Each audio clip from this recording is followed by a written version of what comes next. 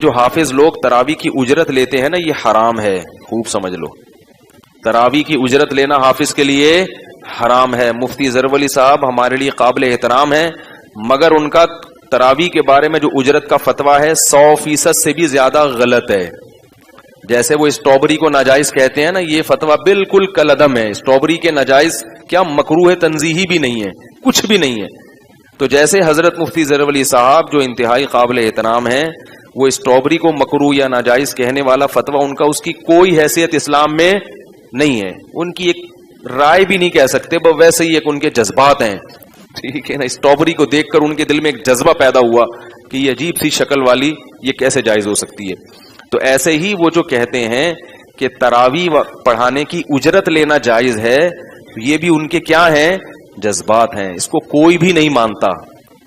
اس لیے میں کہہ رہا ہوں کہ آج کل حافظوں نے ان کے فتوے کو بنیاد بنا کر تراوی کو ایک بہترین بزنس بنا لیا ہے. بارگیننگ ہوتی ہے، کتنے دے گا بھائی، تو یہ حرام ہے، ناجائز ہے. سمجھ رہے ہو؟ رہا یہ مسئلہ کہ تراوی پڑھنے والے کو اجرت یعنی ہدیہ دے سکتے ہیں، پڑھانے والے کو ہدیہ دے سکتے ہیں کہ نہیں دے سکتے؟ تو ہدیہ کسی کو بھی کسی بھی وقت دیا جا سکتا ہے، لیکن وہ ہدیہ ہو، اجرت نہ ہو. اس کا پتہ کیسے چلے گا کہ یہ ہدیہ ہے، گفٹ ہے یا اجرت ہے؟ پتہ ایسے چلے گا کہ جس سے آپ نے مسجد میں تراوی پڑھوانی ہے اس کو پہلے بتا دیا جائے کہ ہماری مسجد میں تراوی پڑھانے پر آپ کو ثواب کے علاوہ کچھ بھی نہیں ملے گا. وہ حیران ہوگا کہ بھائی یہ میں فری میں پڑھاؤں، پورا قرآن ختم کراؤں فری میں. تو ان کو بتائیں کہ فری میں نہیں ہے، آپ کو اس پر اللہ کی طرف سے کیا ملے گا؟ ثواب. اور یہ بھی بتا دیا جائے کہ ہمارے ہاں ہدیے دینے کا بھی معمول، پہلے اس کو مایوس کر دیں. بالکل جیسے میں نے پڑھوائی تھی اپنی مسجد میں تراوی، میں چند سال پہلے میری طبیعت خراب تھی تو میں نے کسی اور کو بلایا تھا، تو میں نے ان کو بتایا کہ ہماری مسجد میں واقعی ہدیے نہیں ملتے، اور واقعی نہیں ملتے. اتنے پکے ہیں ہمارے نمازی کہ وہ واقعی امام کو ہدیہ نہیں دیتے. اچھا ہے، اخلاص کے ساتھ پڑھاؤ. تو میں نے کہا کہ ہماری وہ سمجھ رہا تھا مذاق کر رہے ہیں نا، میں نے کہا واقعی نہیں ملتا.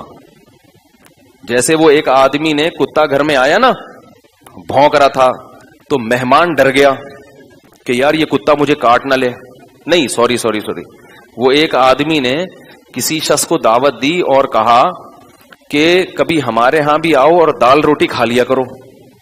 تو لوگ اکثر دعوت دیتے ہیں نا کہ یار کبھی ہماری بھی دال روٹی. مقصد دال روٹی نہیں ہوتی، مقصد ہوتا ہے کہ اچھا کھانا. اس کو اپنے غریب خانے سے ڈیفینس کے گھر کو بھی لوگ غریب خانہ کہتے ہیں، دال روٹی کہتے ہیں.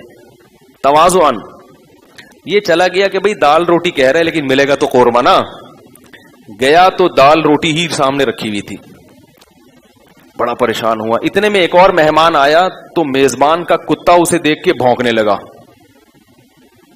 میزبان کا کتا اسے دیکھ کے کیا کرنے لگا؟ بھونکنا. تو میزبان نے کتے سے کہا کہ چپ ہو جا ورنہ تیری ٹانگیں توڑ دوں گا. تو اس مہمان نے کتے سے کہا کہ چپ ہو جا ورنہ واقعی میں توڑ دے گا یہ. ہم تو کہتے ہیں نا تیری ٹانگیں توڑ دوں گا. مقصد کیا ہوتا ہے؟ صرف ڈرانا. مقصد کیا ہوتا ہے؟ ڈرانا، دھمکی دینا. تو اس نے کہا یہ جو کہتا ہے اس سے حقیقت ہی مراد ہوتی ہے، مجازی معنی مراد نہیں ہوتے. یہ توڑے گا کیونکہ اس نے دال کا کہا تھا تو دال ہی لا کے رکھی ہے. تو آپ حافظ کو بتا دیں کہ ہمارے ہاں تراوی کی اجرت نہیں دی جاتی اور ہمارے ہاں لفافوں کی شکل میں ہدیے بھی نہیں دیے جاتے. وہ پھر ایک دم کہے گا مجھے اتنی محنت پہ کیا ملے گا؟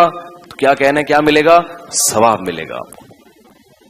پھر بھی اگر پڑھاتا ہے تو ٹھیک ہے. پھر کوئی اپنی خوشی سے کسی کو بھی ہدیہ دینا چاہے تو اس پر گورنمنٹ کی طرف سے کوئی پابندی نہیں ہے، وہ تو کسی کو بھی دے سکتے ہیں آپ ہدیہ. اس کو پہلے مایوس کر دیں تاکہ اس کے دل سے لالچ ختم ہو جائے. اس کے دل میں اگر لالچ ہے تو اس کو ثواب نہیں ملے گا.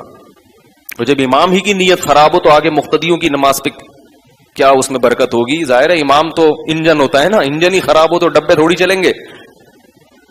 چائنا کا انجن ہے تو پیچھے ڈبے جاپان کے لگا دو بھلے. کیا خیال ہے؟ گاڑی میں، ٹرین میں انجن چائنا کا لا کے لگا دیا اور ڈبے کس کے لگا دیے؟ جاپان کے. تو وہ جاپان کے لحاظ سے اسپیڈ نہیں مارے گی، وہ چائنا کے حساب سے چلے گی، بلکہ وہ انجن جلدی خراب ہو جائے گا کیونکہ وہ جاپان کے ڈبوں کو کھینچنے کی طاقت نہیں رکھتا. سمجھ رہے ہو؟ تو اس لیے یہ مسئلہ بھی خوب سمجھ لیں.